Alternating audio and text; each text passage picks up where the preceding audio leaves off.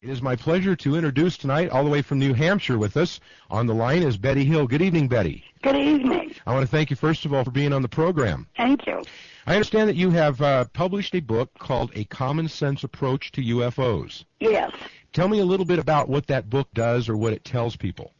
Well, let me begin in the beginning, sort of. When our experience first became known, we became a focal point of people reporting UFO sightings to us. Right. So that I started collecting all kinds of information here in New Hampshire about UFO sightings. And then in 1975, after the movie, I started getting calls from people who were calling me and saying, I think I was abducted, but I don't know. So I started working with these people to find out if they were abducted or not, and if they were not, what was the source of their beliefs. And, of course, as a result of this, I had to develop criteria to separate the real abductions from the psychological ones. And so my book just sort of grew out of all this research. Everybody else has written about me, so I thought it was time I did it. September 19, 1961, we left Montreal, Canada, in late afternoon, and we were driving down through the White Mountains of New Hampshire when we suddenly saw what we thought was a new star in the sky. When it began to move, we assumed it was a satellite, and then it turned and started coming in towards us. And it followed us for several miles.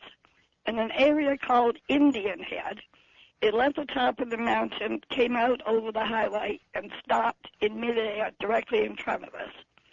This is when Barney got out of the car with the binoculars in an attempt to try to identify this craft. And as he looked up, he could see a group of men standing in the windows looking down at him, and the craft began to descend. And he had the feeling they were trying to grab him, to capture him. So he ran back to the car, and we went speeding down the highway. It continued along. We kept looking for the craft again. We didn't see it. And about 30 miles further south, Barney turned off the main highway onto a secondary road, and then we found ourselves on a dirt road, and the men who had been on the craft were standing on a curve in the road in front of us. And then the car motor stalled. They came up in two groups, took us out of the car to a path in the woods to where the craft was on the ground. They just told us, they kept saying, don't be afraid. We're not going to harm you. We just want to do some simple tests. The people, if one walked across the room and you only saw his back, you would never turn around and look. Those were the very, very beginning of the medical hypnosis by Dr. Simon. No, they did not look like that. Their people, their facial features are a little different from ours. Their eyes are larger, nose smaller, no lips, no protruding part of the ear, and no hair. They did some simple tests, and they took us into separate rooms.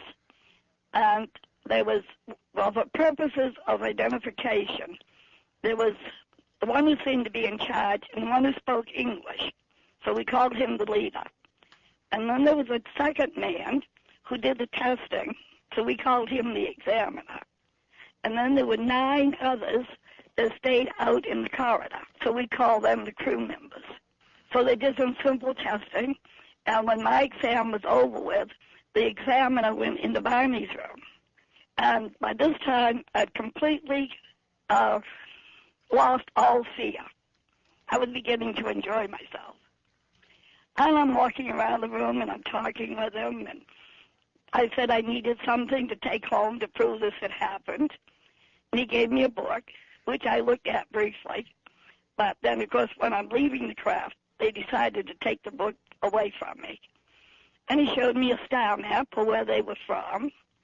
And he asked me questions about, like, how long did we live? What was the length of our lives? What what was our nourishment? What did we eat? Things like this. And then Barney's exam was completed.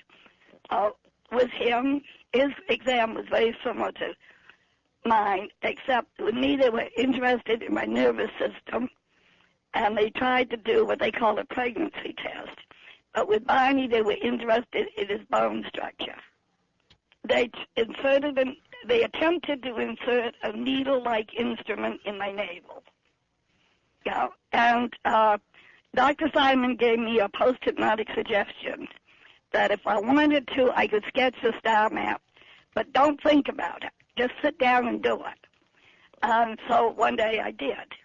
And then later we discovered I had actually sketched a real pattern of stars, which can be seen only south of Mexico City.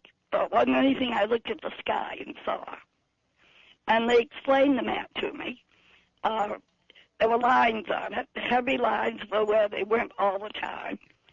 And the broken lines were expeditions.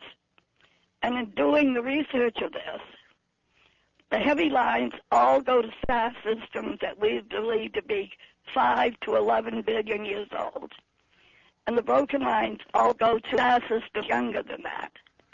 But also, on the map, I had two stars which our astronomers did not find until 1969 or 70, right? And not only that, this area of the sky has a large number of stars. But I had all the stars that we believe to be possible, to have the characteristics to be possible to have planets and maybe life. And I had just those and none others.